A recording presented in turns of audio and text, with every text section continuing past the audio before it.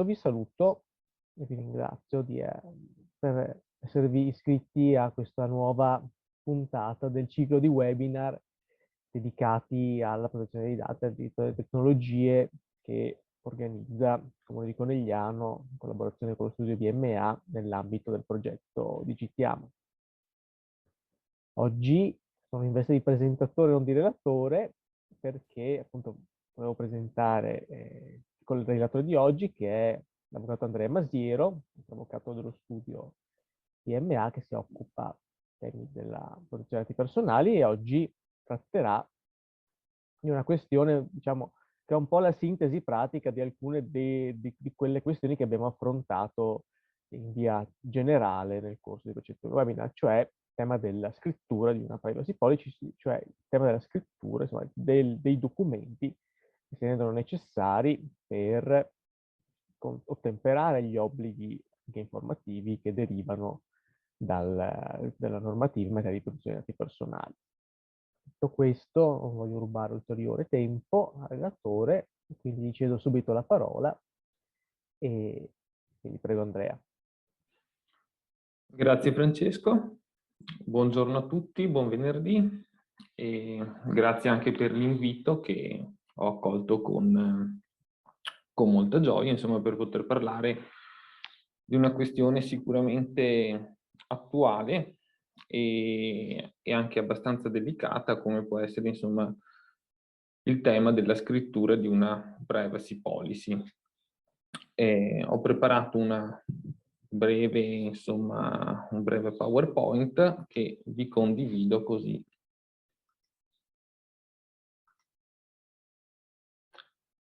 abbiamo sotto mano anche una traccia.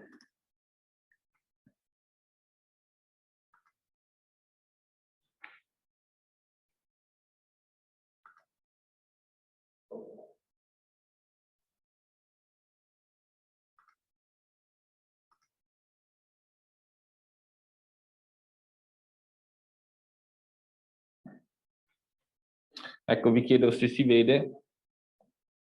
Perfetto. Allora,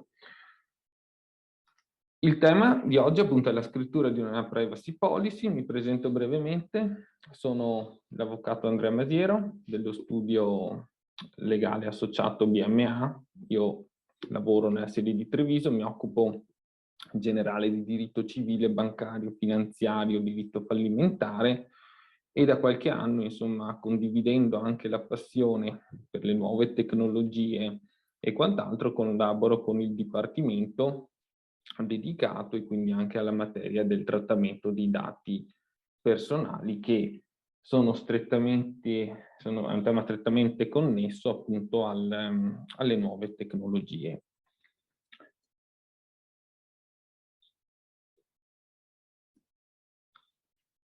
I temi che andremo ad affrontare oggi principalmente sono due: le informative e il registro delle attività di trattamento. All'inizio vorrei però farvi un brevissimo accenno al principio dell'accountability, che è un principio introdotto, o meglio anche implementato, con l'avvento del regolamento 679 del 2016. E ho intenzione di iniziare questo webinar sotto forma di chiacchierata, nel senso, quello che all'esito di questo confronto odierno vorrei lasciarvi non sono tanto delle regole tecniche, nel senso non vorrei scendere nel dettaglio degli articoli e quant'altro, ma lasciarvi, come dire, una sorta di concetto generale di quella che è la realizzazione della privacy concretamente, cioè quando andiamo a stendere delle informative, quando andiamo a fare dei registri di trattamenti, noi dobbiamo pensare a quelli che sono i principi che vanno ad uniformare il trattamento dei dati personali. E sicuramente il principio cardine introdotto è il principio dell'accountability. Il termine accountability, diciamo, non è traducibile letteralmente in lingua italiana, nel senso che è un termine che sicuramente individua il principio della responsabilizzazione, quindi quando parliamo di accountability diciamo responsabilizzazione, ma anche il legislatore europeo intende qualcosa di più di responsabilizzazione di chi? Di chi tratta i dati personali.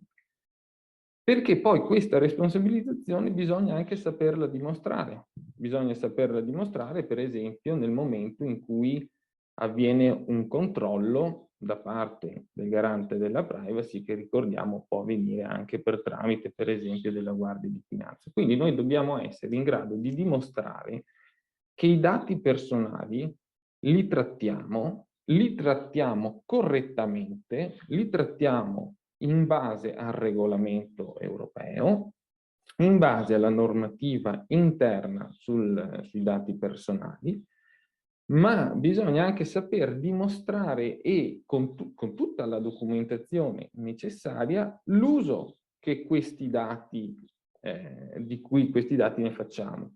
Cioè il titolare, ovvero colui che decide le finalità del trattamento, deve essere in ogni momento in grado di dare delle risposte vuoi all'autorità, vuoi agli stessi interessati. Gli interessati sono i soggetti che sostanzialmente conferiscono, mettono a disposizione del titolare i propri dati personali.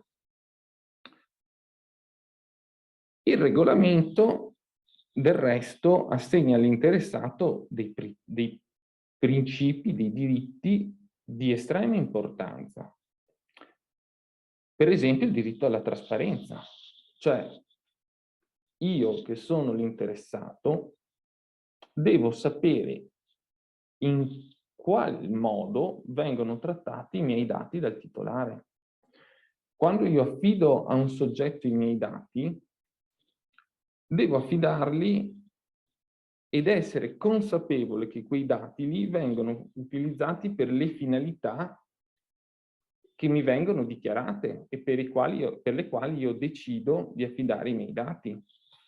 E allora entra in gioco un secondo principio, un secondo diritto, che è il diritto all'informativa, cioè il diritto di ricevere tutte le informazioni necessarie sull'utilizzo di quei dati lì, ma anche il diritto all'accesso. Nel momento in cui io conferisco i dati, devo essere consapevole che in qualsiasi momento poi io posso anche andare a vedere quali dati io ho conferito, così come i dati di rettifica, cioè quel diritto di rettifica, scusate, cioè di correggere i dati che ho dato, così come di togliere i dati dalla disponibilità del titolare, cioè il diritto di sparire, il diritto di oblio. Se io, per esempio, do dei miei dati a qualcuno, a una società, perché utilizzo un'app o quant'altro, io poi ho il diritto di poter dire: guarda, ti ho dato i miei dati, ma pretendo che questi dati tu non li abbia più. Ti chiedo cioè la cancellazione dei miei dati. Così come la limitazione del trattamento. Se io ti do dei dati per delle finalità, pretendo che le finalità vengano rispettate. Cioè, se io ti do dei miei dati, tu non puoi utilizzare i miei dati per fare ulteriori trattamenti. Se per esempio ti do il mio consenso per dei dati, ti do il consenso all'uso dei dati per il marketing, tu per esempio non puoi profilarmi se io non ti ho dato uno specifico consenso per la profilazione. E poi altri due diritti, la portabilità dei dati, cioè che possono essere trasferiti, e l'opposizione al trattamento.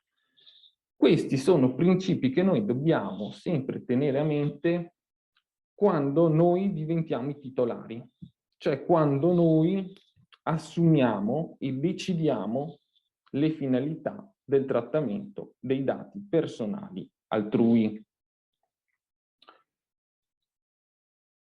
Perché ci stiamo dicendo tutte queste cose qui? Perché nel momento in cui noi andiamo a scrivere una privacy policy, vuoi essere una informativa, vuoi essere un registro di trattamenti, dobbiamo sempre tenere a mente cosa andiamo a scrivere, perché vi posso garantire che scrivere in realtà una privacy policy è abbastanza semplice, nel senso che, per esempio, per quanto riguarda l'informativa, l'articolo 13 del GDPR ci dice il contenuto, ci indica il contenuto.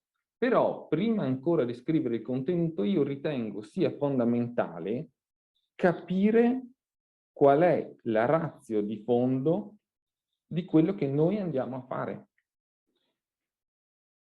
E dobbiamo tener conto che la riforma europea sul diritto dei dati personali parte anche dalla finalità di semplificare e sburocratizzare. Cioè dice, caro titolare, cioè quello che va ad assumersi, va a ricevere i dati personali, che di solito sono le imprese, io ti do un maggior spazio di libertà. Nel senso, per esempio, non ti impongo una preventiva notifica al garante della privacy. Però a fronte di questo spazio maggiore di libertà, io, e quindi a fronte di una maggior responsabilizzazione, sappi che tu devi mantenere un contegno tale di essere in grado di dimostrare in qualsiasi momento che tu quelle regole le rispetti, che tu rispetti le regole previste dalle norme che regolano il trattamento dei dati.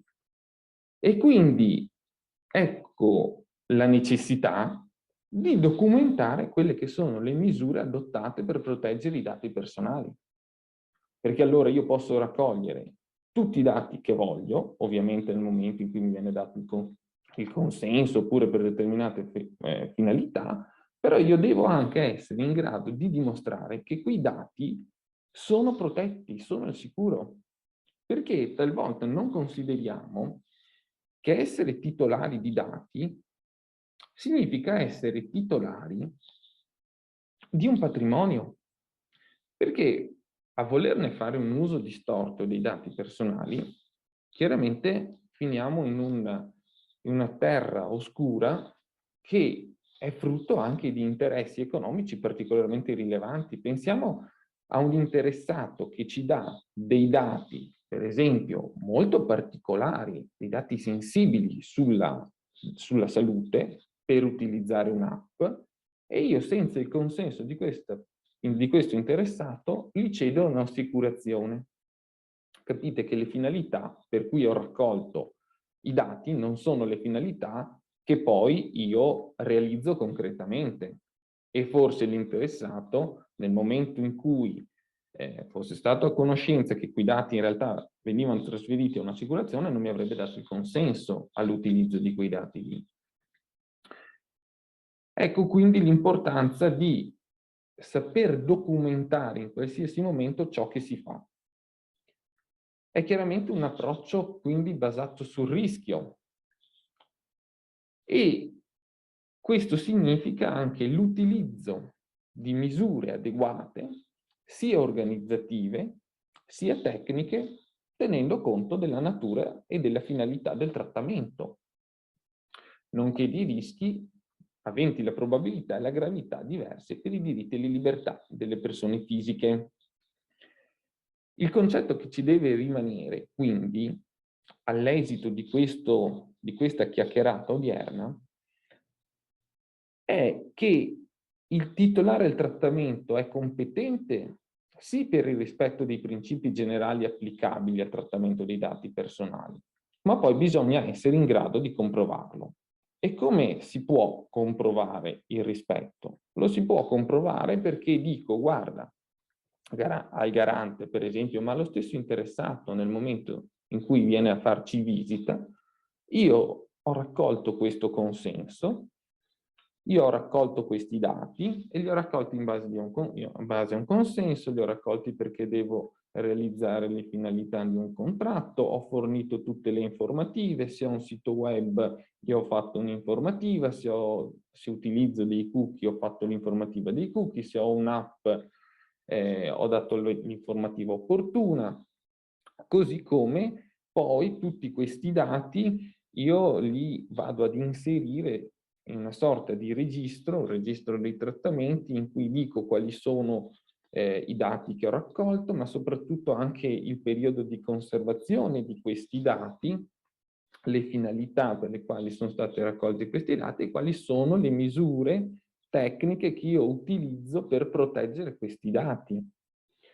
Una sorta di mappatura. Perché? Perché nel momento in cui, per esempio, noi andiamo a raccogliere un dato, questo dato personale non è che ci rimanga per sempre, ma c'è un periodo di tempo per il quale questo dato personale deve essere conservato. Per esempio, se io raccolgo un dato personale per il marketing, pensiamo alle applicazioni che consentono di acquistare per esempio degli abiti, ok? Diamo il consenso perché siamo interessati all'acquisto di questi abiti e diamo anche il consenso al marketing diretto perché ci interessa ricevere un'offerta. Bene, questi dati non è che il titolare poi li può mantenere all'infinito, dobbiamo dire per quanto tempo noi manteniamo questi dati personali. Diciamo che un'idea può essere quella di mantenerli per 2 anni perché per esempio ci sono le famose 2 stagioni coperte, quindi ci può essere un interesse di questo tipo. Però capiamo anche che se noi andiamo a raccogliere dei dati, per esempio di monitoraggio con delle videocamere e quant'altro, non può esserci una conservazione del dato per 2 anni. Quindi dobbiamo anche essere sempre in grado di capire qual è la finalità e qual è il tempo di destinazione, qual è il tempo di conservazione. È chiaro che se noi non andiamo a mappare costantemente tutti i dati che noi riceviamo, non siamo in grado concretamente poi di andare a cancellare questi dati, perché trascorsi i famosi 2 anni che ci siamo detti per il trattamento marketing di un dato personale che ci ha fornito un interessato, io successivamente i 2 anni che ho previsto dall'informativa non posso riutilizzare quel dato personale per continuare ad inviare delle promozioni, ma dovrò per esempio andarmi a riprendere il consenso. Ecco quindi che l'importanza da un lato dell'informativa e dall'altro lato del trattamento dei dati, del registro del trattamento dei dati, consente al titolare di saper dimostrare in ogni momento, cioè di essere in grado di comprovare circa l'utilizzo e il rispetto dei dati personali raccolti. Sicuramente uno dei primi sistemi utilizzati per informare gli interessati dell'utilizzo che subiranno i dati personali che ci vengono consegnati sono le informative. Ecco, l'informativa trova la propria regolamentazione all'articolo 13 e 14 del GDPR, cioè del regolamento 679 del 2016. L'articolo 13 prevede quali siano le informazioni da fornire qualora i dati personali siano raccolti presso l'interessato. Speculare con qualche aggiunta all'articolo 14 che ci elenca le informazioni da fornire qualora i dati non siano stati ottenuti presso l'interessato. Poi facciamo una piccola parentesi sul punto. Ecco, cos'è l'informativa? L'informativa rappresenta senza dubbio uno degli adempimenti principali in capo al titolare. Il titolare, quindi, deve sempre rendere un'informativa nel momento in cui va ad assumere, va a trattare dei dati personali di un interessato. Perché gioca anche un ruolo determinante nello sviluppo di un'equilibrata relazione tra il titolare e l'interessato. E questo va a realizzare il principio di trasparenza di cui ho accennato all'inizio di questo webinar. Del resto è un modo anche per stabilire la fiducia dell'interessato, perché l'interessato dice sì, va bene, io ti do il mio dato personale, ti affido delle informazioni personali, ma te le affido perché tu mi stai dicendo come tratterai questi dati e quali sono i miei diritti, in modo da poter realizzare una costante osservazione di quelli che sono i miei dati. Vi faccio un esempio molto interessante che, diciamo, faccio anche spesso. Da un lato il titolare deve essere in grado di scrivere un'informativa quanto più possibile reale, cioè deve andare a dire tutto ciò che fa di quei dati lì. Dall'altro lato l'interessato ha l'onere di leggere l'informativa. Quante volte, per esempio, noi riceviamo delle informative, prestiamo magari il consenso o plediamo il continua senza andare a leggere l'informativa. Ebbene, un'università dell'Inghilterra ha predisposto un'app molto semplice in realtà per modificare delle fotografie, un'app predisposta, diciamo, giusto per la finalità dell'esperimento. E quando si apriva quest'app scaricabile, insomma, dagli smartphone, compariva l'informativa a cui bisognava acconsentire al trattamento dei dati personali. Bene, l'80% di questi soggetti che hanno scaricato l'app hanno acconsentito all'utilizzo dell'app e quindi hanno acconsentito al contenuto, hanno approvato il contenuto della informativa. Peccato che nell'informativa il titolare assumeva, come dire, la possibilità di tenere dei comportamenti illeciti nei confronti degli interessati. Il che significa che l'80% di queste persone non si è letto l'informativa.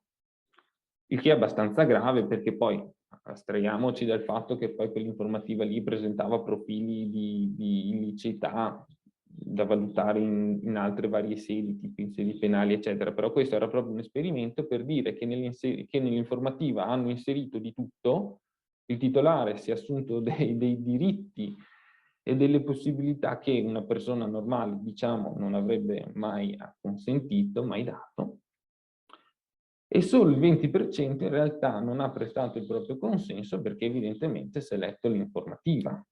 Ecco, quindi dal lato dell'interessato deve esserci la massima attenzione a ciò che va a sottoscrivere, a ciò che va a leggere, a ciò che va a consentire, dal lato del titolare deve essere una trasparenza massima. Questo consente effettivamente di esercitare un controllo sulla circolazione delle proprie informazioni e a prescindere anche da eventuali violazioni. L'informativa, del resto, è la massima espressione della responsabilizzazione del titolare, il quale deve esporre quelle che sono le modalità e le finalità del trattamento. Quindi ci stiamo già dando dei concetti generali per poter pensare, per poter capire come poi dobbiamo andare concretamente a scrivere questa informativa. Dall'altro lato ricordo che il titolare ha tutti questi obblighi di legge che, se non vengono rispettati, comportano una reazione sanzionatoria, che è una reazione sanzionatoria importante. Il regolamento europeo prevede del resto delle sanzioni estremamente importanti. Continuiamo con lo sguardo di insieme, perché quello che mi preme dire è che non è sufficiente fare l'informativa, cioè io titolare posso fare l'informativa più bella e più completa possibile, però poi io questa informativa la devo rispettare, cioè non ci può essere una disgregazione tra il contenuto dell'informativa e il reale trattamento. Cioè, se io dico una cosa nella informativa, quella cosa lì poi io devo andare a realizzarla, quel determinato trattamento lo devo realizzare meglio nel modo descritto nella informativa. L'informativa quindi è una somma che si pone come quel complesso di informazioni che il titolare fornisce al soggetto interessato per informarlo sulle circostanze del trattamento che effettuerà sui suoi dati. E il titolare deve essere in grado di determinare in anticipo quali sono i trattamenti che andrà ad effettuare. In anticipo, questa è una cosa molto importante perché, per esempio, anche quando magari noi legali andiamo, come dire, a ricevere un cliente che dice ho la necessità di predisporre un'informativa.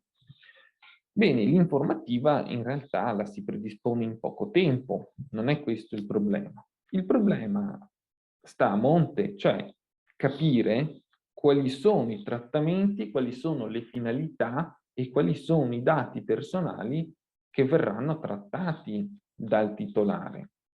Perché bisogna essere in grado di cucire, chiamiamola proprio, usiamo questo verbo, cucire l'informativa come un abito sartoriale.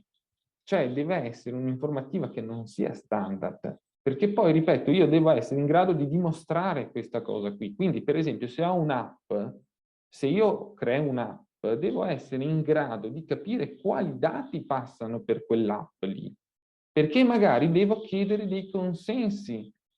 E vi posso garantire che uno dei grandi temi quando anche andiamo a fare consulenza nell'ambito aziendale è quello di spiegare, per esempio, al settore business che i consensi devono eventualmente essere richiesti, perché se io determino un periodo di tempo limitato o nell'ambito della redazione dell'informativa mi dimentico che con quei dati lì voglio fare un determinato trattamento e quindi non inserisco la possibilità, per esempio, di darmi il consenso per la profilazione, poi tornare dall'interessato a farsi dare un ulteriore consenso è un problema, perché l'interessato chiaramente si pone il tema, ma quanti consensi devo dare? Ma perché ti devo dare il consenso? Ma io in realtà voglio semplicemente utilizzare l'app.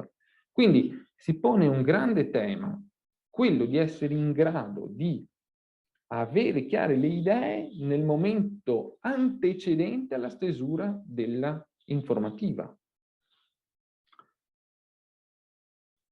E poi, quindi, chiarito quello che noi vogliamo fare di questi dati, dobbiamo aver chiaro che l'informativa, proprio nell'ambito di quello che ho definito l'abito sartoriale, deve essere scritta con una tecnica particolare.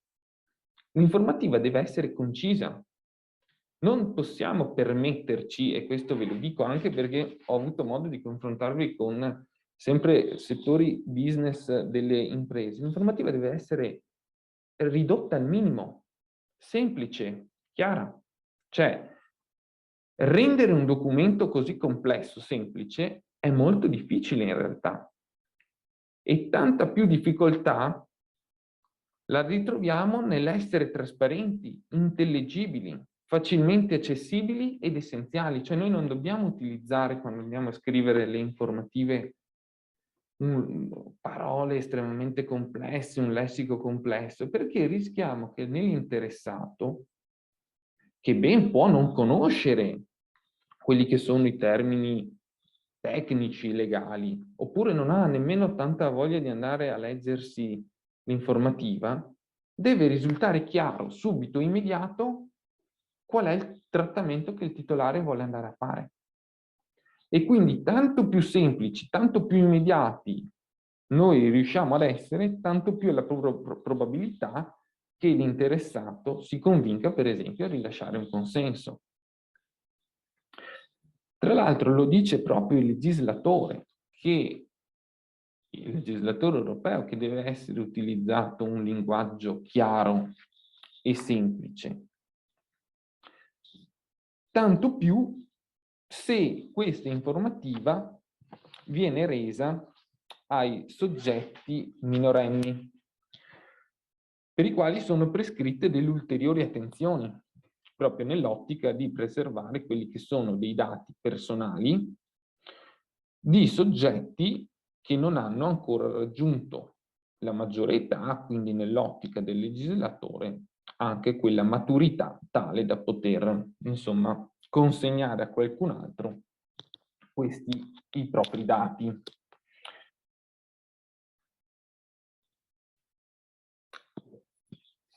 Quali sono, prima di passare al contenuto vero e proprio dell'informativa, quali sono le principali differenze che noi riscontriamo tra il regolamento e il codice della privacy? Sicuramente l'obbligo di fornire i dati di contatto del responsabile della protezione dei dati, se necessario, cioè il DPO.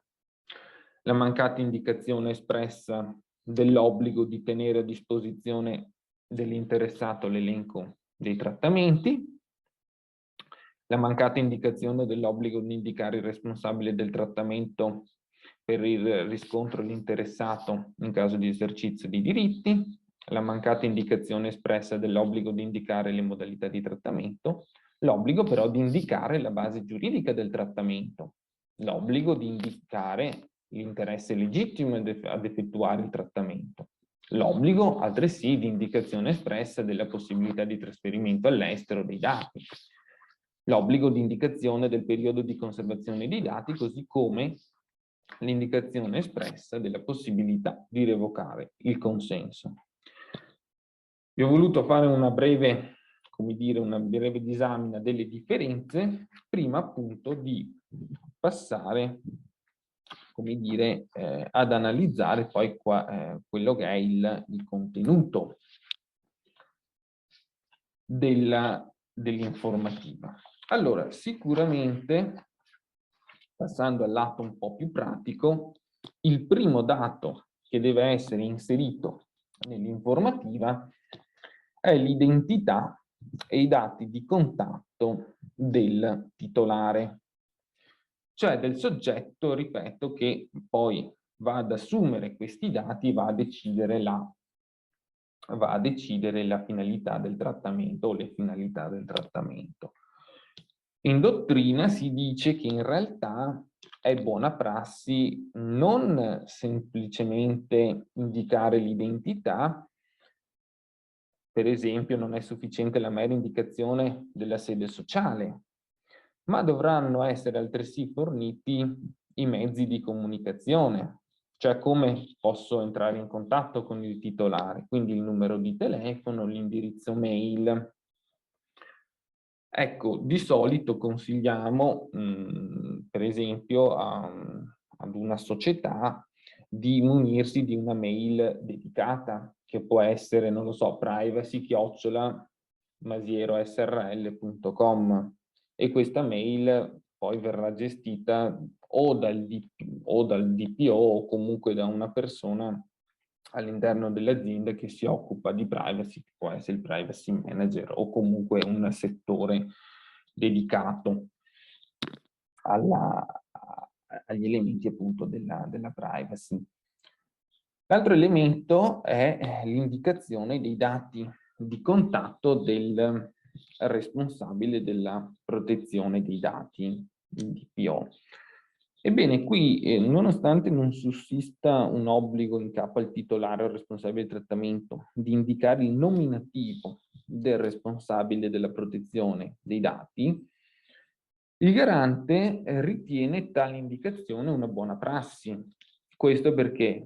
Perché va a realizzare sostanzialmente quello che ci siamo detti poco fa, il principio di trasparenza e quell'idea che l'interessato deve essere sempre informato e deve poter realizzare in qualsiasi momento i propri diritti, dal diritto di accesso al diritto di opposizione, al diritto di vedersi rispondere se pone delle domande al titolare circa appunto il trattamento dei propri dati. Veniamo ora forse a uno dei temi più importanti, ovvero la finalità e la base giuridica del trattamento. Questo è fondamentale, ce lo siamo detti poco fa. Io sono il titolare e devo decidere perché voglio ricevere? Per quale motivo voglio ricevere dei dati personali dell'interessato? Ma non mi basta dire perché, cioè per quali finalità, ma le devo legare anche ad una base giuridica. Cioè ci deve sempre essere un nesso sostanzialmente che lega la finalità alla base giuridica. La base giuridica può essere, anzi diciamo una delle principali basi giuridiche è sicuramente il consenso. Se io vado a chiedere, come dire, a un interessato di conoscere i propri dati personali, che possono essere il nome, cognome, l'indirizzo mail, così come la data di nascita, il sesso, eccetera, lo faccio magari per una finalità di marketing, perché ho un interesse ad inviare quelle che sono delle proposte per il marketing, ma questo lo devo fare in base a cosa? Beh, lo devo fare in base ad un consenso, cioè se io ti invio per esempio un messaggio promozionale, io devo aver ottenuto un preventivo consenso. Quindi vedete il nesso, ti chiedo questi dati, te lo chiedo perché ho la necessità di fare un'attività di marketing. Così come a volte c'è la necessità di conoscere dei dati personali, a prescindere da un consenso, per esempio per l'adempimento di obblighi contrattuali. Cioè io ho la necessità, io titolare, senza conoscere quei dati personali di un soggetto, non riesco a porre in essere quel servizio contrattualizzato. Se tu non mi dici, per esempio, dove abiti, io non posso inviarti la merce che tu hai acquistato. Così come a volte c'è anche la necessità fiscale. Così come a volte c'è la necessità di conoscere dei dati personali per degli interessi vitali, o così come per esempio degli obblighi di legge o un interesse pubblico, quando per esempio andiamo a fare degli atti presso le pubbliche amministrazioni, o perché questi dati mi vengono richiesti in forza di un obbligo di legge. Quindi, diciamo, il consenso è la forma forse a noi più vicina, la base giuridica più vicina, però poi così come l'adempimento anche degli obblighi contrattuali, però noi siamo chiamati, nell'ambito degli interessati, sono chiamati a dare dei dati per altri vari motivi.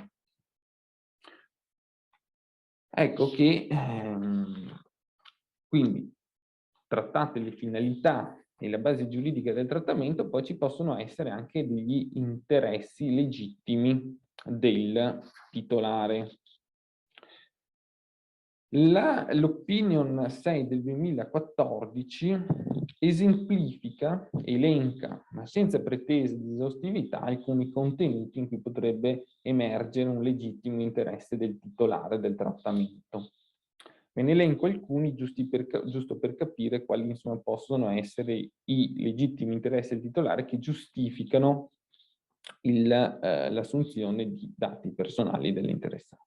La libertà di stampa e di espressione, la comunicazione politica, le campagne di raccolta fondi delle organizzazioni non lucrative, i recuperi dei crediti anche stragiudiziali, le prevenzioni delle frodi, l'antiriciclaggio, così come il controllo indiretto dei lavoratori, le famose segnalazioni di illeciti, il whistleblowing, la sicurezza fisica, la sicurezza informatica delle reti, la ricerca storica, scientifica e statistica, le ricerche di mercato. Ecco, questi sono i principali, insomma, legittimi interessi del titolare. Dopodiché devono anche essere indicati gli eventuali destinatari o categorie di destinatari di dati personali. Di cosa stiamo parlando? I destinatari sono, cioè le persone fisiche o giuridiche che ricevono comunicazioni di dati personali. Qui nell'informativa, nel consiglio che nell'informativa devono essere indicati tutti i soggetti inclusi, con titolari, responsabili del trattamento, le persone autorizzate che in qualche maniera vengono a contatto con questi dati personali.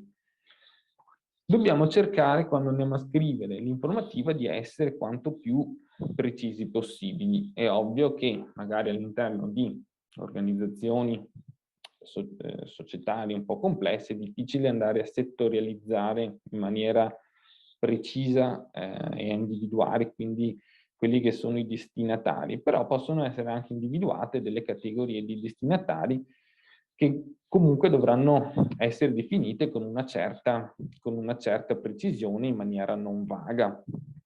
Per esempio, non so, andiamo a settorializzare dicendo che il settore HR riceve le informazioni, per esempio, di un interessato che invia ad una società il proprio curriculum, quindi andiamo ad individuare con una certa precisione la possibilità che i soggetti dell'HR possano entrare in contatto con i dati personali dell'interessato che si candida ad una posizione all'interno della società.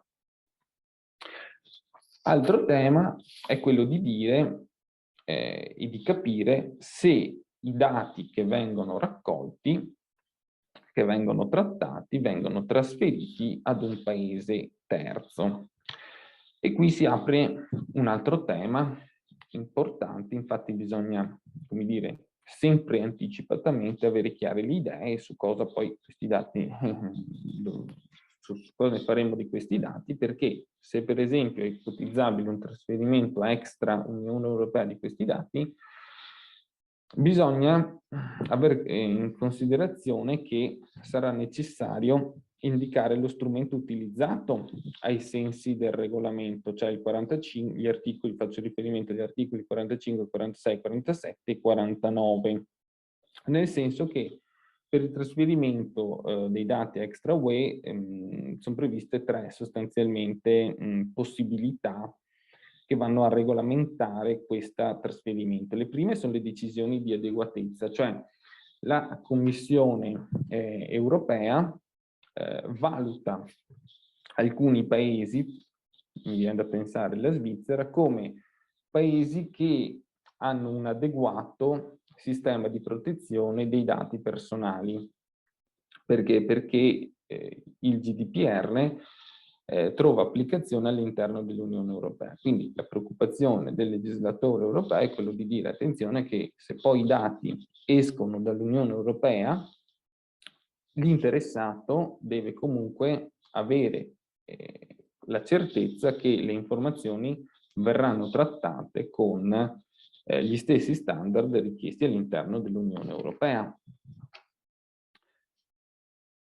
In caso di mancanza delle decisioni di adeguatezza, ci sono anche delle clausole standard, sono dei modelli, delle clausole tipo che possono essere utilizzate e si trovano facilmente, insomma, anche navigando magari sul sito del garante della privacy.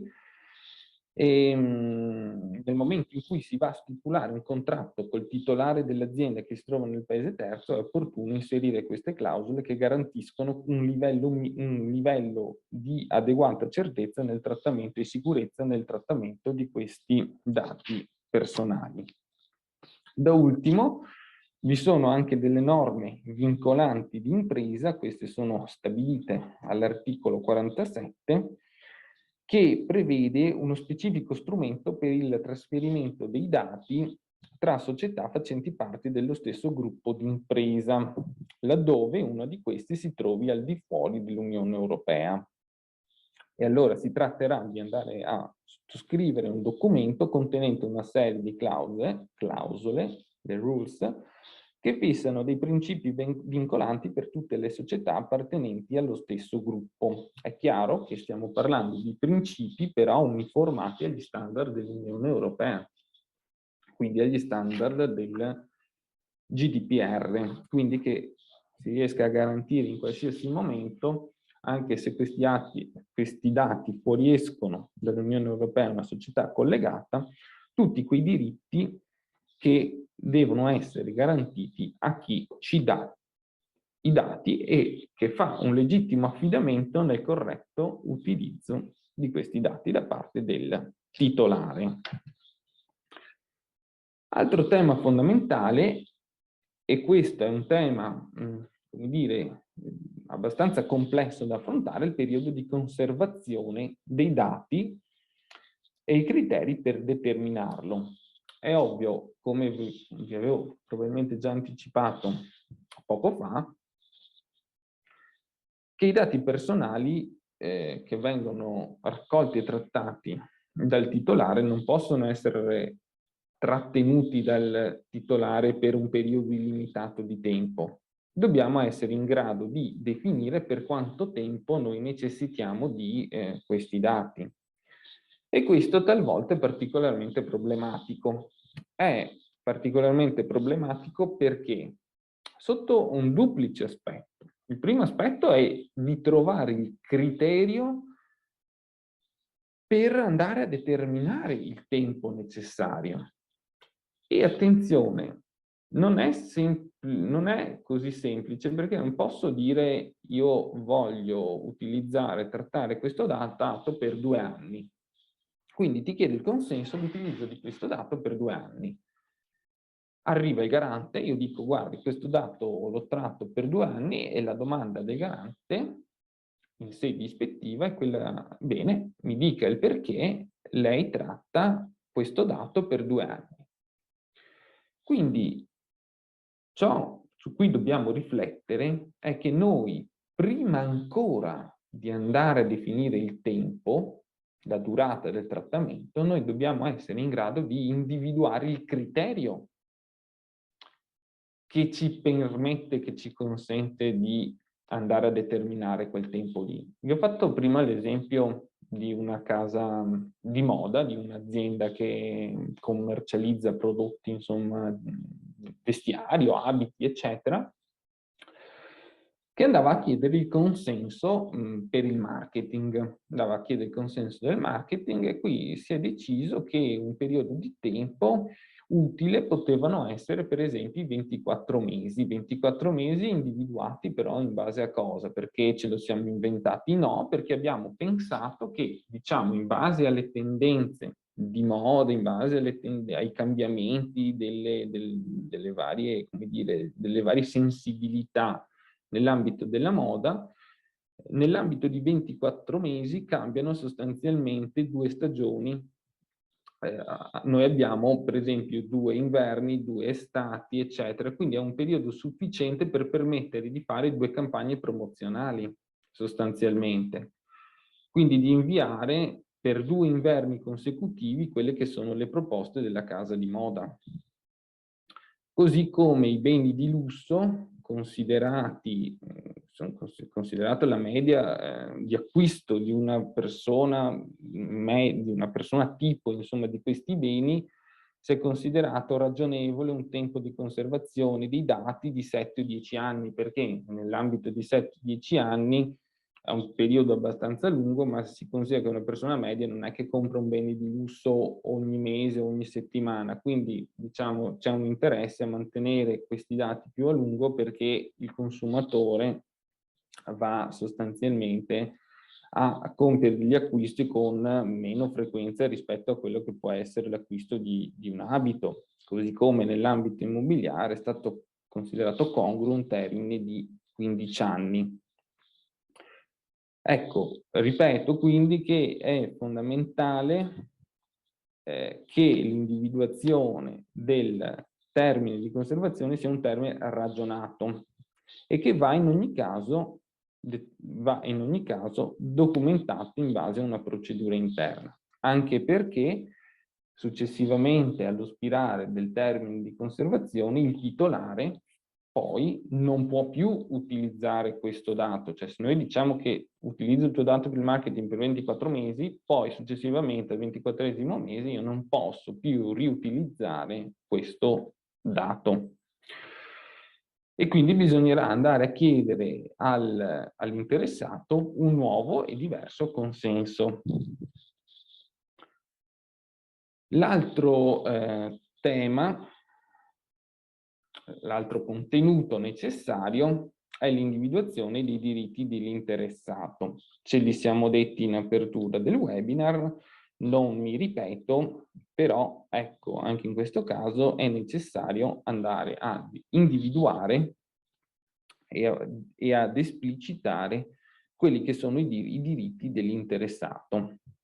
Quindi, per esempio, diritto alla cancellazione dei propri dati, interrompere il trattamento e tutto ciò che riguarda, diciamo, la limitazione del trattamento dei propri dati. L'altro diritto è il diritto di revocare il consenso. Così come io sono libero di darti il consenso, devo anche essere libero in qualsiasi momento di revocarlo. Se ti do il consenso per 24 mesi, non sono di certo obbligato a mantenere questo mio consenso per 24 mesi. E c'è un'altra cosa da dire, nel senso che se vi è la revoca, questa richiesta di revoca deve essere trattata e presa in considerazione dal titolare. Cioè il titolare deve dare corso prontamente alla richiesta dell'interessato, revocando appunto, quindi facendo terminare il trattamento dei dati. Ulteriore diritto deve essere contenuta l'espressa menzione di proporre reclamo all'autorità. Cioè l'interessato può proporre in qualsiasi momento un reclamo all'autorità di controllo. In questo caso stiamo parlando del garante della privacy. L'esistenza, bisogna dare atto, ovviamente se viene attuata, anche dell'esistenza di un processo decisionale automatizzato. Cioè sarà necessario dichiarare l'esistenza di tale processo, inclusa la profilazione, e fornire quindi informazioni sulla logica applicata e sulle conseguenze che il trattamento avrà per l'interessato. La profilazione, perché la profilazione? Perché la profilazione, come dire, è sicuramente un trattamento automatizzato che consente di combinare determinati dati dell'interessato e quindi sostanzialmente poter arrivare anche ad un profilo, a generare un profilo tipo dell'interessato. Non lo so, per esempio, se l'interessato acquista sempre in un determinato periodo dell'anno determinati prodotti, come dire, potranno essere generate delle proposte ad hoc per questo interessato. Cioè se io compro sempre indumenti, non so, camicie in un determinato periodo dell'anno e li acquisto sempre in una determinata zona della città, è possibile magari, come dire, generare un annuncio marketing personalizzato per questo soggetto, proponendo delle promozioni proprio in quel periodo dell'anno, proprio in quella zona della città, proprio per il bene che a me interessa. Talvolta ci stupiamo di come, diciamo, ci vengano ritagliati su misura determinati annunci, diciamo, wow, come mi conoscono bene, ma in realtà non è che mi conoscono bene, ci sono alla base di procedimenti automatizzati e talvolta anche inconsapevolmente magari abbiamo dato il consenso a questa nostra profilazione dei nostri gusti, delle nostre caratteristiche. Ecco. E nell'informativa questo deve emergere, e ripeto, deve emergere nel dettaglio. Per esempio, vi porto il caso di una app che riguardava lo stile di guida dei propri clienti. Questa applicazione andava a registrare sostanzialmente le caratteristiche di guida dei soggetti che installavano l'app. Quindi andava ad indagare lo stile di guida, attribuendo ai medesimi un punteggio, cioè uno score, il che si traduceva nella possibilità di ottenere un voucher sconto per l'acquisto di una polizza di assicurazione. L'informativa, tuttavia, è stata criticata. È stata criticata perché il titolare non ha indicato prontamente quali fossero i parametri utilizzati per valutare lo stile di guida e dunque non ha chiarito la logica applicata alla profilazione. Per esempio, doveva dire come venivano valutate le accelerazioni le violazioni dei limiti di velocità, mentre nell'informativa veniva più che altro dato atto esclusivamente della possibilità di ottenere uno sconto. È chiaro che invece la logica contraria era quella di non tanto dare luce allo sconto, ma di dare luce ai criteri che consentivano di ottenere quello sconto. Quindi con questo, diciamo, abbiamo visto, analizzato quelli che sono sostanzialmente i punti essenziali di un'informativa. E come abbiamo visto in questa mezz'oretta, ecco, non è nulla di particolarmente difficile. L'importante è sempre aver chiaro le regole di base prima di andare a scrivere l'informativa.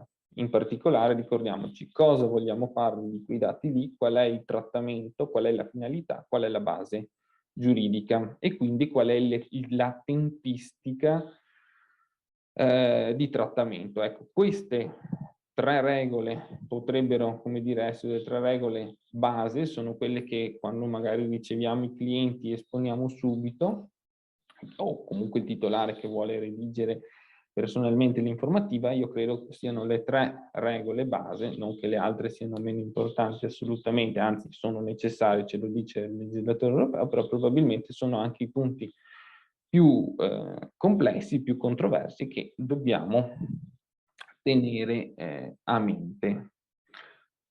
Ecco, trattiamo velocemente del marketing. In realtà, ecco, qualche accenno noi lo abbiamo già fatto.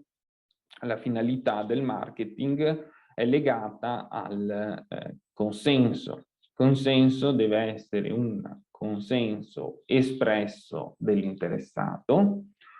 Quando noi andiamo a fare l'informativa, quindi noi dobbiamo ricordarci anche di prevedere la possibilità che l'interessato ci dia poi il consenso. Quindi di solito l'informativa è un'informativa digitale, nel senso la troviamo nel sito internet, non nell'applicazione.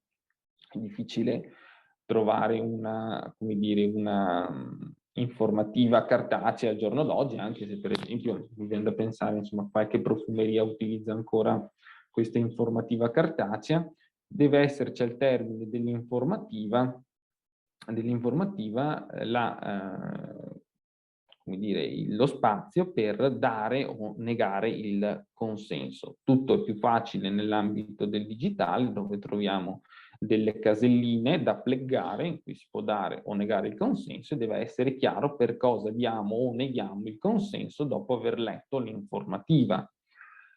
Attenzione che nel momento in cui siamo nell'ambito del digitale, ci troviamo di fronte alla possibilità di dare o negare il consenso, il garante dice che la casellina del consenso non può essere prepleggata, cioè non ci può essere già la spunta sul do il consenso, semmai la spunta deve essere sul non do il consenso. In generale noi in realtà troviamo le caselline vuote e andiamo a pleggarle noi. Ecco, questa è una prassi comunque della preplegatura da evitare, che viene anche sanzionata. Forse mi sono scordato prima di dirvi che in realtà per quanto riguarda l'informativa può essere un'informativa cartacea, un'informativa digitale, quindi la troviamo sia appunto su carta, sia sull'app, sia sul sito internet, ma attenzione che l'informativa in realtà per ipotesi potrebbe essere anche un'informativa orale. Cioè il legislatore europeo e anche quello italiano ci dice qual è il mezzo da utilizzare. È chiaro però che la riflessione che va fatta è che se noi forniamo un'informativa orale, poi dobbiamo dimostrare di aver fornito tutti questi dati che ci siamo detti all'interessato, e quindi nell'ambito della dimostrazione, e ci siamo detti poco fa che è fondamentale saper dimostrare, chiaramente un'informativa orale non è assolutamente facile da gestire. Quindi ecco, il consiglio ovviamente è sempre quella di mantenere un'informativa cartacea, anzi se possibile ovviamente digitale, perché poi con tutti i software, con tutte le tecnologie odierne, insomma, è più facile da monitorare poi anche per quanto riguarda poi le scadenze dei consensi e quant'altro. Ecco, quindi tornando al marketing, ripeto, il consenso deve essere espresso ed è espresso liberamente in forma specifica. Va documentato per iscritto, ecco il consenso sì, va documentato per iscritto e va informato. Cioè il garante ci può chiedere: ma come mai tu stai inviando delle promozioni a Tizio? E noi diciamo: perché Tizio mi ha dato il consenso. Me lo ha dato X mesi fa e io ho previsto un trattamento per 24 mesi, per questi famosi 24 mesi, per esempio. Ecco, diciamo che in via generale noi abbiamo la possibilità di chiedere un unico consenso per quanto riguarda il marketing, che riguarda l'invio del materiale pubblicitario, la vendita diretta, il compimento di ricerche di mercato e la comunicazione commerciale. Per tutto questo serve basta un unico consenso. Un ulteriore specifico consenso, tuttavia, riguarda la profilazione, perché è un qualcosa, nell'ottica, diciamo, del legislatore, è un qualcosa in più, cioè andiamo oltre il marketing. Dei dati personali vengono trattati per formare, come dire, delle proposte personalizzate, quindi dobbiamo essere consapevoli in realtà, nell'ottica dell'interessato, che questi dati subiscono non più semplicemente un trattamento a fini marketing, ma subiscono un'analisi più approfondita. Ecco. Così come dobbiamo essere consapevoli anche che serve un altro e ulteriore distinto consenso specifico nell'ambito delle comunicazioni dei dati a terzi. Ecco, capite quindi la difficoltà di andare a scrivere un'informativa, ma soprattutto di aver chiaro, e qui torno ancora una volta perché è fondamentale, la difficoltà di andare a capire cosa vogliamo farne dei dati. Perché nel momento in cui andiamo a fare un'informativa che prevede per esempio il marketing, la profilazione e la comunicazione dei dati a terzi, noi andiamo a chiedere 3 consensi. E si è visto che non sempre l'interessato è disposto a dare 3 consensi. Perché dice: vabbè, ma allora dei miei dati tu ne puoi fare sostanzialmente un po' ciò che vuoi, mi profili, mi invii le informazioni, li cedi a terzi, cioè c'è un po', come dire, di dubbio nel consumatore, nell'interessato che si vede chiedere 3 consensi. Tant'è che magari solitamente le aziende con un marketing un po' più spinto, come dire, vanno a creare dei pop-up o delle pagine diverse dove vanno a chiedere sì comunque 3 consensi, ma li vanno a chiedere in 3 momenti distinti, magari presentandoli anche graficamente molto bene per, come dire, per invogliare il consumatore, l'interessato a fornire questi consensi.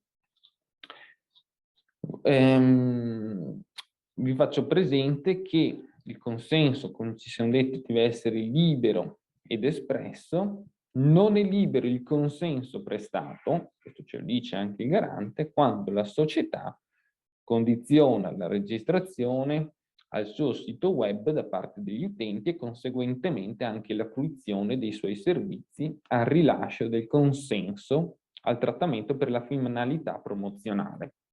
Cioè io non posso non poter consultare quel sito, quel servizio, se non ti do se non do la possibilità di ricevere delle informazioni promozionali. Questo perché? Perché sembra, passatemi il termine, una sorta di ricatto. Ecco. E verrebbe meno quindi la libertà del consenso, ma se io devo darti quel determinato consenso per poter usufruire di quel servizio lì e non c'è collegamento, perché insomma devi condizionarlo. Questa è un po' la logica che il garante infatti è andato a sanzionare anche in più occasioni.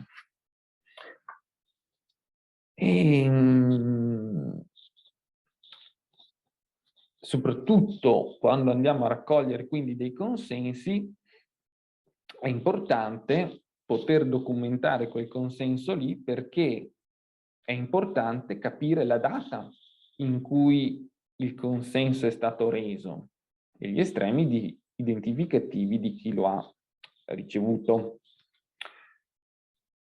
Appare altresì utile adottare dei sistemi di verifica dell'identità del contraente che si è registrato a un sito web perché è interessato a ricevere offerte promozionali. In tal senso, ad esempio, è buona prassi l'invio di un'apposita email al suo indirizzo di posta elettronica con la quale si chiede di confermare la propria identità cliccando su un apposito link. Di solito riceviamo queste famose email: confermi di essere proprio tu, noi pleghiamo e poi possiamo accedere. Queste sono ulteriori forme di tutela anche da parte non solo dell'interessato, ma anche del titolare del trattamento. Ecco, poi proseguiamo. Marketing via web, lo abbiamo comunque insomma già un po' affrontato. Informativa privacy dove va collocata? Beh, va collocata nel form online di registrazione dei dati, cioè nel momento in cui io vado ad inserire dei dati, devo essere interessata, devo essere in grado di consultare l'informativa. E attenzione anche a come si va poi a collocare questa informativa, perché c'è la necessità di distinguere gli aspetti relativi alle condizioni di utilizzo del sito e dei servizi, che sono una cosa distinta, dai specifici profili relativi alle finalità commerciali o di marketing, che riguardano una separata richiesta di consenso. Quindi non confondiamo, per esempio, le condizioni generali, condizioni di servizio, da quelli che poi è l'informativa privacy che regola il consenso.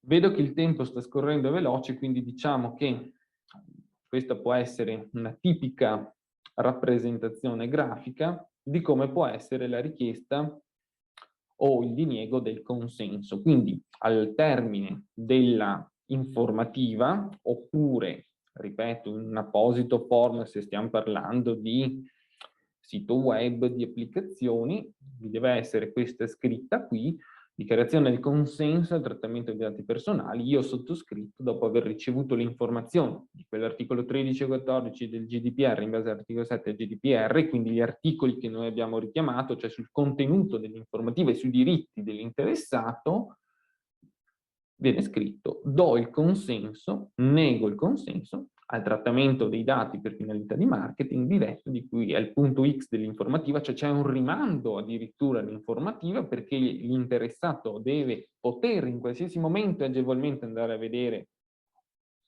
il trattamento e le regole, le finalità e la base giuridica. Do nego il consenso alla profilazione di quel punto Y dell'informativa, do nego il consenso al marketing terze parti di quel punto Z. Non può mancare l'indicazione nell'informativa di un trattamento per cui io poi vado a richiedere il consenso. Cioè, se do il consenso o nego il consenso, devo poter vedere nell'informativa qual è la finalità e qual è la base giuridica. Vedete anche che non vi è una preflegatura, come vi dicevo, cioè se fosse prefleggato nel do il consenso, questo il garante non lo ammetterebbe, perché sostanzialmente se per sbaglio siamo nell'online, l'interessato clicca vai avanti, ok, si trova con dei consensi che in realtà magari egli non avrebbe voluto prestare. E poi c'è la famosa informativa dei cookies. Ecco, quante volte, per esempio, noi apriamo un sito e ci troviamo come nella prima pagina questo pop-up che talvolta definiamo anche un po' fastidioso, in cui ci vengono detto che questo sito utilizza dei cookie per le profilazioni, per inviarti pubblicità in linea con le tue preferenze. Ecco, andiamo a dire che per quanto riguarda i siti internet, durante la semplice navigazione in un sito, i dati degli utenti che possono essere raccolti sono costituiti da log file e da cookie. Cioè i log file sono file che memorizzano gli eventi significativi che intercorrono tra il sistema come fornitore di servizi e le applicazioni, come clienti dei servizi stessi. E così i cookie, che sono piccoli file di testo che i siti web utilizzano per immagazzinare alcune informazioni nel computer dell'utente. Ecco, per quanto riguarda i cookie, ci sono dei cookie tecnici, nel senso che servono semplicemente per far funzionare quel particolare sito per la pagina che stiamo consultando. E per quanto riguarda i cookie tecnici, possono essere installati anche senza il preventivo consenso dell'interessato. Cioè, se non presto il consenso, comunque funziona e comunque funziona il sito internet e comunque vengono installati questi cookie tecnici. Quelli che invece possono essere installati ma solo con il consenso sono per esempio i cookie di profilazione, okay, che vanno a registrare quelli che possono essere particolari interessi, quelli che possono essere le nostre, come dire, le nostre attività online, cioè servono per analizzare statisticamente gli accessi, le visite a un sito internet.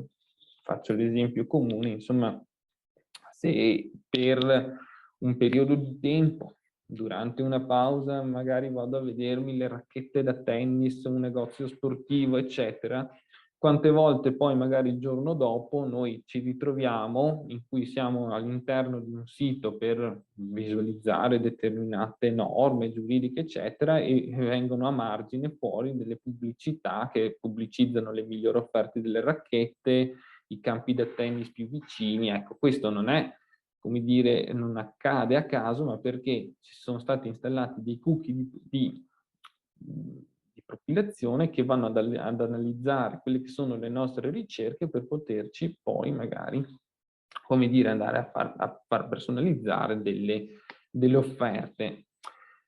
Ecco, per quanto riguarda l'informativa, deve esserci un'informativa a sé stante per quanto riguarda i cookies, e dobbiamo avere l'idea che si tratta di un'informativa breve, cioè a banner, a comparsa immediata. Ecco, qui il garante ci fa proprio l'esempio, c'è un banner che ci compare non appena viene aperta la pagina, a cui però serve un rimando diretto, e quindi l'accessibilità tramite un click, tramite un link, dell'informativa estesa in cui devono essere indicati poi effettivamente tutti quelli che sono i cookie che vengono utilizzati, che possono essere da Facebook, da YouTube, quelli di Google. Insomma, questa è un'informativa un po' più complessa e bisogna andare a vedere quali sono poi i cookies che noi intendiamo effettivamente far installare.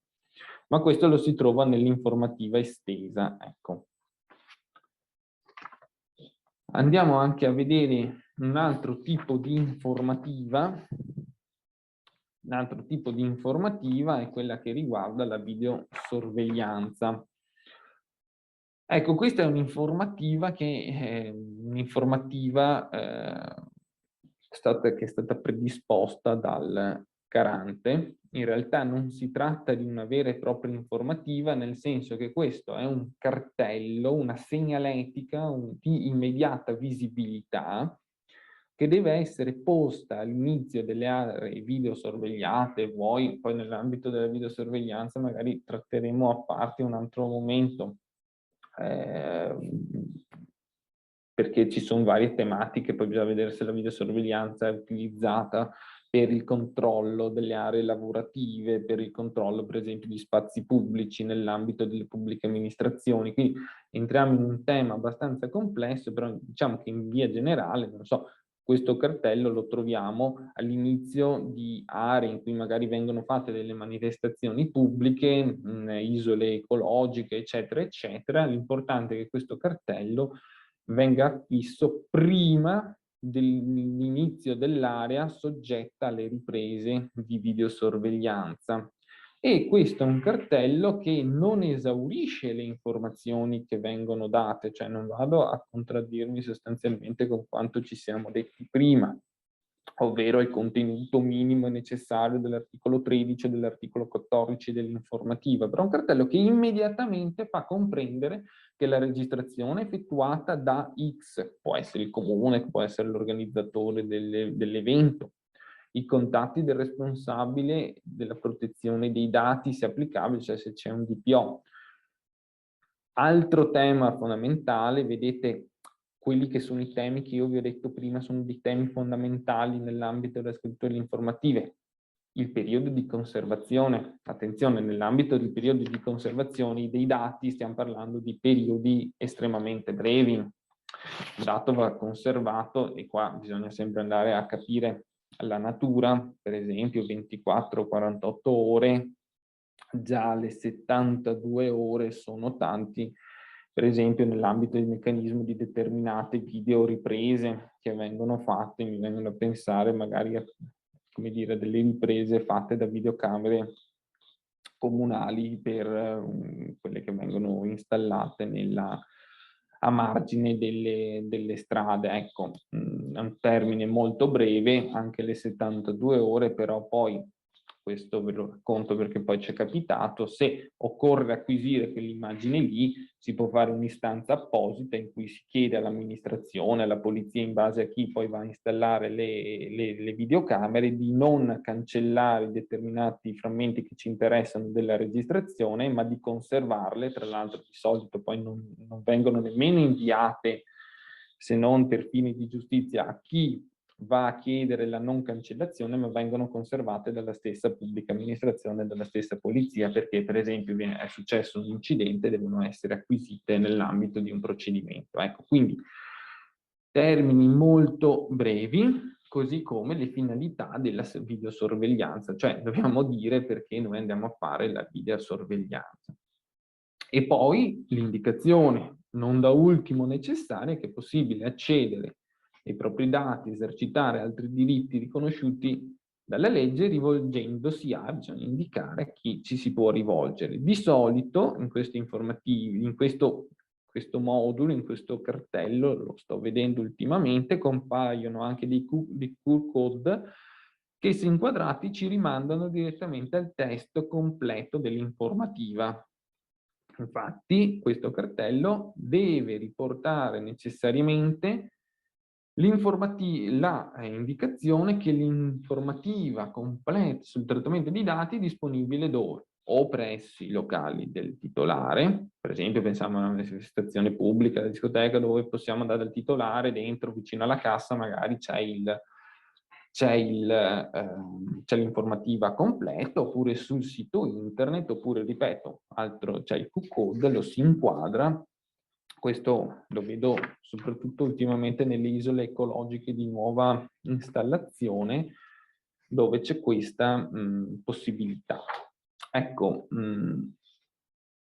sono le 30, ma se avete altri 2 minuti veramente vorrei parlarvi del registro delle attività di trattamento, perché il registro delle attività di trattamento è un altro modo ulteriore e non è alternativo, ma va in aggiunta alla informativa per completare quelli che sono i doveri del titolare. Ci siamo detti prima che il titolare deve le attività del titolare devono essere governate dal principio di accountability. E se ci siamo detti prima che il principio di accountability, termine difficilmente traducibile, significa responsabilizzazione, significa anche necessità di dimostrare che i trattamenti dei dati vengono effettuati in maniera corretta in base ai principi. È uno strumento essenziale che consente di registrare, quindi a tenere traccia in maniera sintetica di tutte le attività del trattamento svolte dal titolare. È una mappatura completa del trattamento che il titolare fa, di quello che il titolare deve cioè dimostrare nel momento in cui, per esempio, ha un controllo del garante della privacy. O ancora se l'interessato va ad avanzare delle proprie pretese perché, ripeto, ha un diritto di accesso, ha il diritto di chiedere, ha il diritto di cancellazione. Nel momento in cui io vado a mappare questi dati, questi trattamenti, scusate, più che dati, ho anche la possibilità quindi di esercitare anch'io, titolare, in maniera più agevole i miei diritti e i miei doveri, perché so che se determinati dati durano 24 mesi, so che al termine di questi 24 mesi, da quanto li ho raccolti, al termine magari di una campagna pubblicitaria, io poi devo andarli a cancellare. Chi deve tenere il registro dei trattamenti? Tutti? Allora, la legge dice no. La legge dice che gli obblighi di tenuta dei registri non si applicano alle imprese e alle organizzazioni con meno di 250 dipendenti, quindi insomma stiamo parlando di organizzazioni comunque complesse, 250 dipendenti sono proprio pochi, a meno che il trattamento che si effettua possa presentare un rischio per i diritti e le libertà dell'interessato, cioè stiamo parlando magari del trattamento di dati particolarmente sensibili. Il trattamento non sia occasionale include il trattamento di categorie particolari di dati sensibili, biometrici o dati personali relativi a condanne penali o reati. Cioè il legislatore va ad uniformarsi, come dire, a un'idea per il quale tu devi avere uno strumento che ti consenta di monitorare e di indicare con precisione questi trattamenti e le finalità di questi trattamenti, tutti i dati personali, se sei un'organizzazione quindi abbastanza complessa o comunque se eserciti un trattamento o invasivo che riguarda dati particolari. Questo lo prevede la legge. Però quello che voglio anche dirvi è che oggettivamente il registro dei trattamenti viene consigliato nella stragrande maggioranza dei casi, nel senso che avere a disposizione un registro dei trattamenti, anche se non rientriamo nelle categorie di obbligo di tenuta, ci consente in qualche maniera di operare una tenuta più agevole e una dimostrazione più agevole dei propri obblighi. Quindi tenerlo, come dire, è un consiglio generale, soprattutto poi se abbiamo magari, se gestiamo un sito internet, un'applicazione, ovvio che se riceviamo semplicemente se gli unici dati che trattiamo sono per esempio dei curricula che riceviamo oppure dei dati dei nostri dipendenti, potrebbero non essere necessari, però se cominciamo a essere una struttura che gestisce già una importante mole di dati personali, io ecco, lo consiglio assolutamente sempre. Questo, ripeto, consente uno strumento di controllo ex post, uno strumento per il monitoraggio sistematico e anche in questo caso può essere fatto in forma scritta o in forma elettronica. Ci sono dei software, ma guardate, semplicemente basta anche fare un Excel che ci consente con più fogli di lavorare, dove vengono indicati appunto vengono schedulati tutti quelli che sono i trattamenti.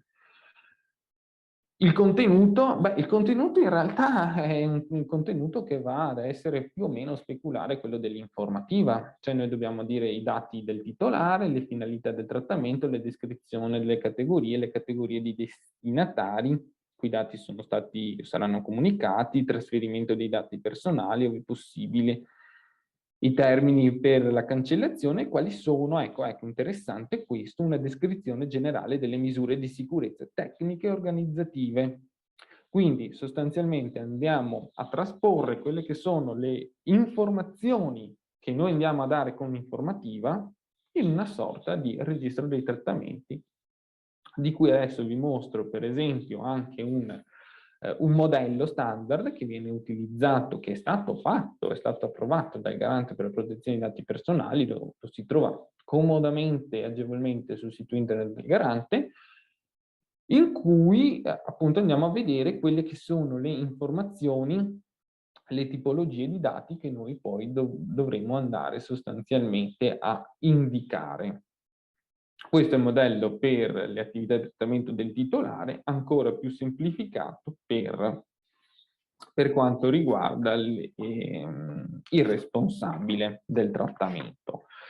Non vi ho messo per logiche di privacy un elenco di un registro di trattamenti che ho composto io per un'azienda, ma per dire questa azienda fa marketing, fa HR, ha un settore HR molto importante, sono tanti dipendenti e quant'altro, solo per darvi una brevissima idea, per esempio nel dipartimento chi tratta i dati, l'HR, il settore HR, la descrizione del trattamento, la valutazione di nuove assunzioni, le modalità del trattamento, quindi strumenti automatizzati, anche informatici, perché abbiamo un form online dove ognuno può inviare la propria candidatura, e non automatizzati gli archivi perché qualcuno ce lo porta cartaceo.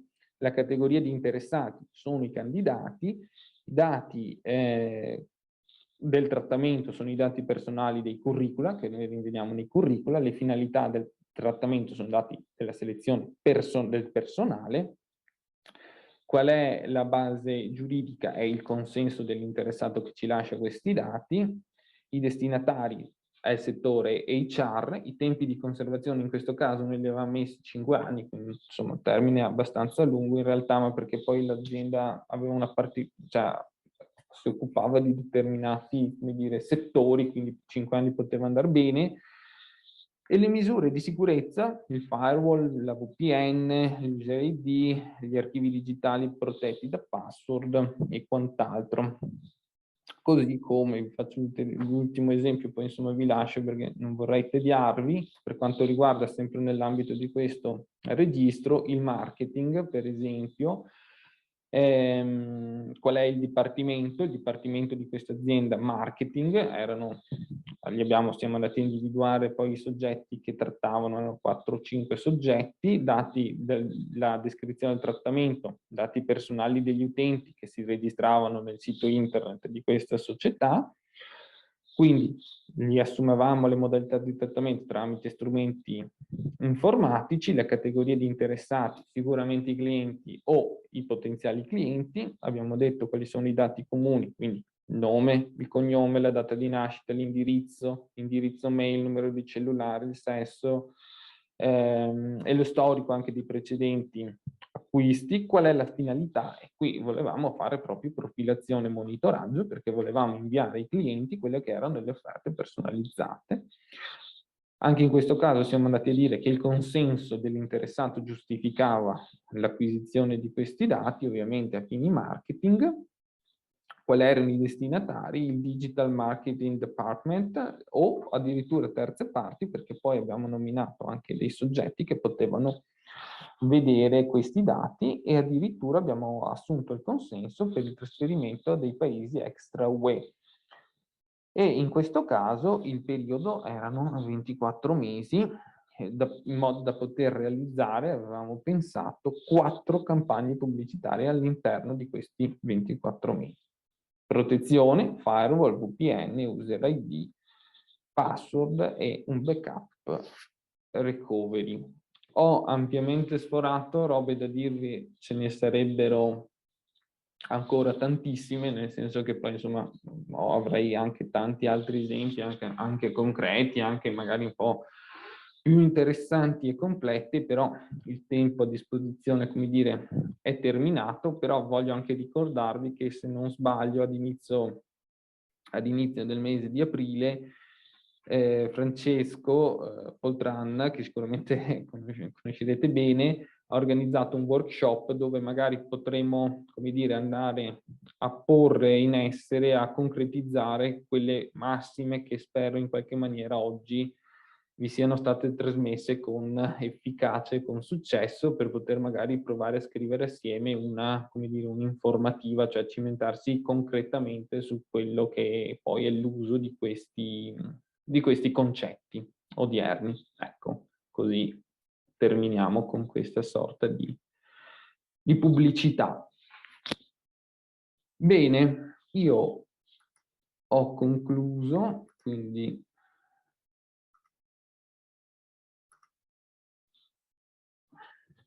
torno in questa modalità. Ecco, vi metterei a disposizione ora anche un link per, come dire, che è un questionario per il gradimento del webinar, che vi copio e vi condivido. Brevissimo questionario che vi metto in chat, nel caso in cui, insomma, abbiate piacere di compilare. Bene, io non so se Francesco voglia intervenire, altrimenti io vi saluterei. Vedo Francesco ricomparire. Qui qua. No, appunto, tanto vi ringrazio per l'esposizione e appunto è stato inserito il link al questionario chi volesse compilarlo, se tutti gli altri, chi volesse, vi diamo appuntamento ai prossimi webinar, che saranno già la settimana prossima e quella successiva. Si affronteranno alcuni temi legati sempre alla protezione dei dati, con maggior riferimento all'attività amministrativa, e poi ci sarà invece una giornata dedicata alla digitalizzazione dei processi aziendali, quindi un po' agli aspetti tecnici, agli aspetti anche tecnologici, che un po' si collegano anche a quello che abbiamo visto oggi sotto alcuni adempimenti, ecco, per alcuni adempimenti. Detto questo, vi ringrazio.